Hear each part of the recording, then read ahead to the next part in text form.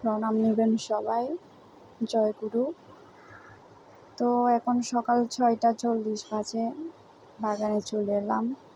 যেহেতু পুজো দেব, ফুল তুলতে হবে, তো তার ফাঁকে দেখিয়ে দিচ্ছি আমাদের বাগানটা আপনাদের। আজকে অনেক রকমের ফুল ফুটছে, তো সব কিছু ফুল আজকে দেখিয়ে দিচ্ছি। এটা হচ্ছে গিয়ে জবা। জবা বিভিন্ন কালারের আমাদের বাগানে আছে। গাছ থেকে ফুলগুলো ছিঁড়তে মনটা কেমন জানি খুব খুশি খুশি লাগে।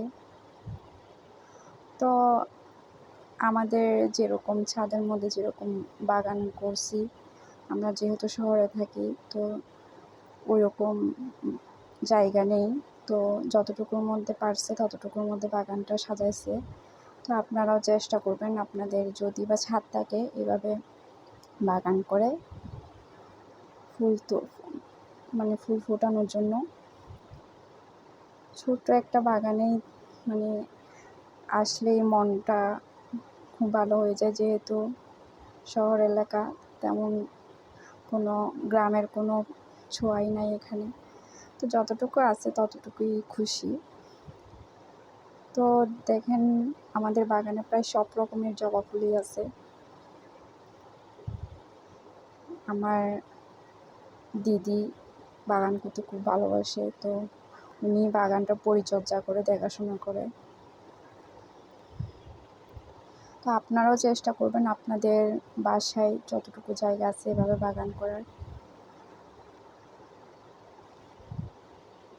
যানজটময় শহরে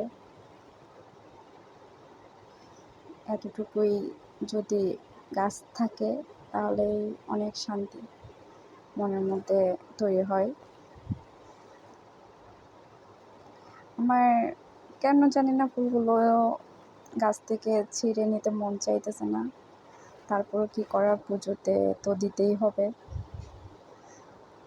তো এটাকে পাণ্ডব জবা বলে। দেখেন কত সুন্দর ফুলটা। আমার হাতটা পুরো ভরে গেছে ফুলটা হাতে নিয়ে। তো একটা বাগানের পিছনে অনেক শ্রম দিতে হয়, না হলে ফুলগুলো কোথা থেকে আসবে। পানি দিতে হয়, আবার মাটিগুলো নতুন করে করতে হয়, অনেক যত্ন করতে হয়। তো যত্নের উপরেই ফুলগুলো আসছে, ফুলগুলো আসছে, প্রতিদিন ফুটতেছে। অনেকেই তো শহরের মধ্যে ফুল কোথায় পাবে, ফুল কিনে কিনে পুজোতে দেয়। তো আমাদের বাসায় এরকম না, আমাদের বাসায় নিজস্ব এখানে ফুল গাছ লাগানো হয়েছে। তো আমরা এখান থেকে ফুল নিয়ে আমরা পুজোয় দিই প্রতিদিন। তাও কম ফুল না, অনেকগুলো ফুল। আমি তুলতে আর তুলতে পারতেছি না, এত রকমের ফুল ফুটছে আজকে আমাদের বাগানে। এই জবাটা অনেক সুন্দর লাগে আমার থেকে। তো দেখেন কতগুলো ফুল পাইছে, আরও আছে, আরও কিছুটা বাকি আছে।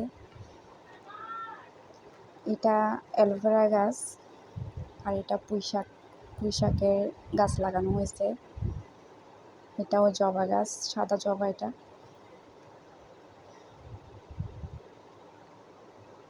বেশিরভাগই আমাদের বাগানে জবা ফুলের গাছ, প্রায় বিভিন্ন কালারের।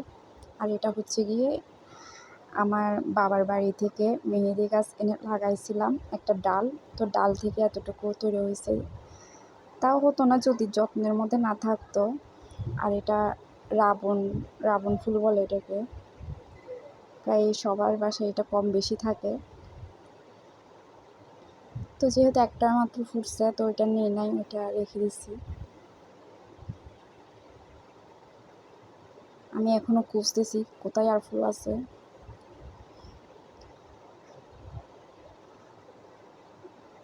তো সামান্য এটুকুই জায়গার মধ্যে আপনারাও এভাবে বাগান তৈরি করে নিতে পারেন।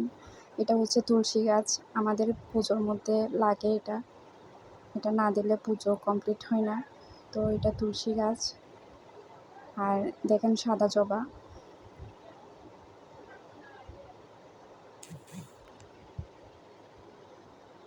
সাদা জবা আজকে 3টা ফুটছে। তো সাদা জবাও নিয়ে নিলাম।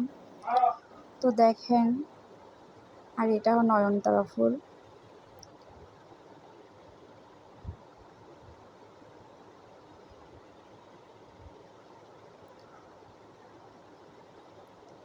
এইটুকু একটা অংশের মধ্যে অনেকগুলো গাছ আমাদের, ভগবানের কৃপায়। ওনার পুজোয় তো ফুলগুলো দেব, তাই উনিও আশীর্বাদ করছে ফুল ফোটার। তো এটাও অ্যালোভেরা গাছ।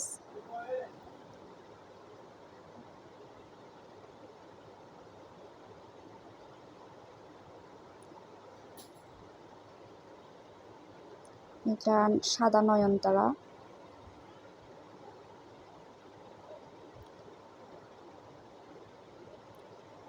সে কখন থেকে ফুল তুলতেছে, এখনো শেষ হচ্ছে না ফুল তোলা। এটা অপরাজিতা ফুল গাছ, আর এটাও নয়নতারা, এটাও নিয়ে নিব।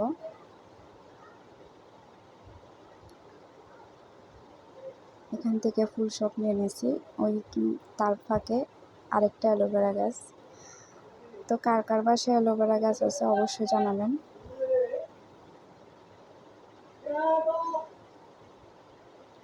তো ফুলগুলো নেওয়া শেষ, চলে এলাম পুজোর ঘরে। এখন পুজোতে দেওয়ার পালা। সব কিছু ধুয়ে নিয়েছি। এখন পুজোর মধ্যে আম কেটে আজকে নৈবেদ্য দিব। যেহেতু এখন বাজারের মধ্যে প্রচুর আম, তো বাসায় আম আনছে, আমটা কেটে পুজোতে দিচ্ছি। এখানে শহরের আমগুলো কেমন জানি সাদাটে টাইপের, গ্রামের আম হলে একটু লালচে টাইপের থাকতো, কিন্তু শহরের আম এমন কেন বুঝি না।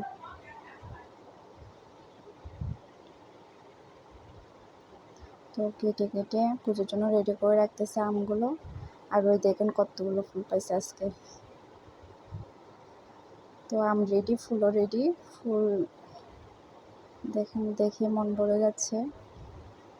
এখন দিয়ে দিব।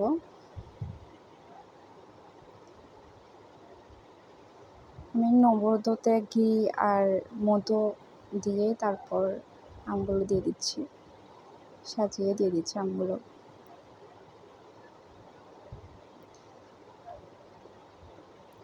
তো প্রতিদিন সকালে এভাবে যদি দিনটা শুরু হয়, কার না মনটা ভালো থাকে সকাল সকাল।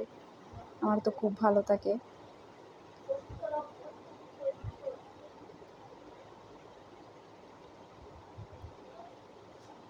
তো সবাই চেষ্টা করবেন সকাল সকাল পুজোটা কমপ্লিট করে ফেলার জন্য।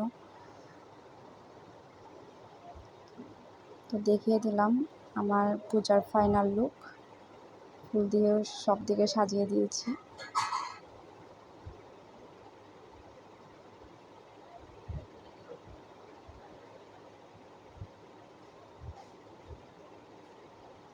তো নমস্কার সবাইকে। যদি ভালো লাগে অবশ্যই লাইক কমেন্ট শেয়ার করবেন, আর ভালো না লাগলে অবশ্যই স্কিপ করে চলে যাবেন। আমি যেহেতু সনাতন ধর্মের, আমি যেহেতু হিন্দু, তো আমার পুজোর ভিডিও নিয়ে কেউ বাজে কোনো মন্তব্য করবেন না। যে যার ধর্ম নিয়ে থাকতে ভালোবাসে, তো আমি আমার ধর্ম নিয়ে আমার খুব